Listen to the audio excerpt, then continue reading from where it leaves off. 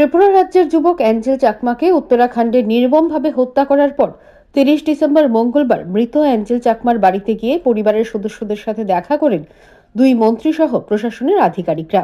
নিহত অ্যাঞ্জেল চাকমা ঊনকোটি জেলার পেচারথল বিধানসভা কেন্দ্রের মাছমারা অঞ্চলের বাসিন্দা ছিলেন।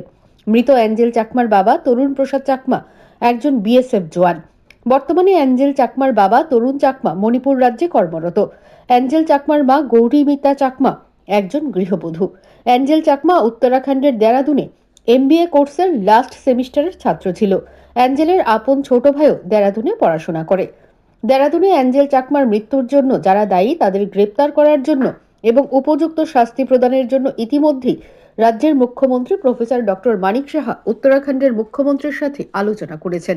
পাশাপাশি উত্তরাখণ্ডের মুখ্যমন্ত্রীও মৃত অ্যাঞ্জেল চাকমার পরিবারের সদস্যদের সাথে ফোনে আলাপ আলোচনা করে জানান যে অপরাধীদের দৃষ্টান্তমূলক শাস্তি প্রদানের জন্য উত্তরাখণ্ডের সরকার যথাযথ ব্যবস্থা নিচ্ছে।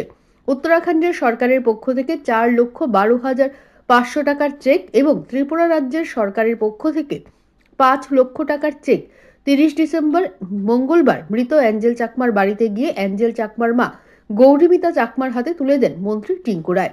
চেক প্রদানের পাশাপাশি উত্তরাখণ্ডের মুখ্যমন্ত্রী একটি শোকবার্তা পাঠান। সেই শোকবার্তাটিও মন্ত্রী টিঙ্কু রায় গৌরীমিতা চাকমার হাতে তুলে দেন।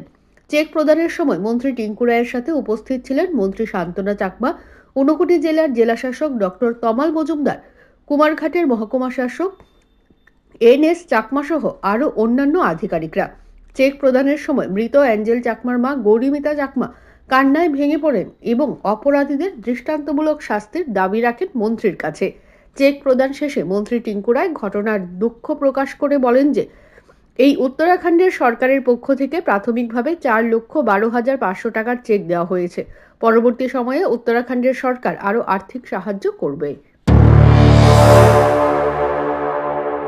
ভাষা নেই যে এরকম দুঃখদায়ক একটা ঘটনা, যে ঘটনা আপনাদের মাননীয় মুখ্যমন্ত্রীও দেখেছেন কতটুকু সচেতন এবং কিভাবে তিনি উত্তরাখণ্ডের মুখ্যমন্ত্রীর সঙ্গে কথা বলেছেন, বারবার কথা বলছেন, একবার নয় অনেকবার কথা বলেছেন এবং এই ঘটনায় সেখানে গ্রেপ্তারও হয়েছে অনেকেই এবং আরও যারা দোষী আছে সকলকে গ্রেপ্তার করা হোক এবং যতটুকু ম্যাক্সিমাম সাহায্য এদেরকে শাস্তি দেওয়া যায় তার জন্য যা যা করা দরকার মাননীয় মুখ্যমন্ত্রী সেগুলো দেখছেন এবং ওখানকার মুখ্যমন্ত্রীর সঙ্গে কথা বলছেন। সেখানে মুখ্যমন্ত্রীও খুব দুঃখ প্রকাশ করেছেন, পরিবারের লোকজনের সঙ্গে তিনি টেলিফোনে কথা বলেছেন এবং সেখান থেকে একটা 4,12,500 টাকার একটা চেক দিয়েছেন। পরবর্তী সময়েও আর্থিক সাহায্য করবেন। দেখুন, মানুষ তো আর ঘুরিয়ে দেওয়া সম্ভব নয়, তারপরেও তারা এই ঘটনার জন্য সবাই দুঃখ প্রকাশ করেছেন, একটা শোকবার্তা পাঠিয়েছেন এবং আমাদের রাজ্য সরকারও মাননীয় মুখ্যমন্ত্রী 5 লক্ষ টাকার একটা চেক দিয়েছেন। তো আমরা সেই চেক তুলে দিলাম এবং আমরা সবাই শোকাহত, আমরা সবাই দুঃখিত এবং আমরা যারা এইটার দোষী আমরা চাই তাদের শাস্তি হোক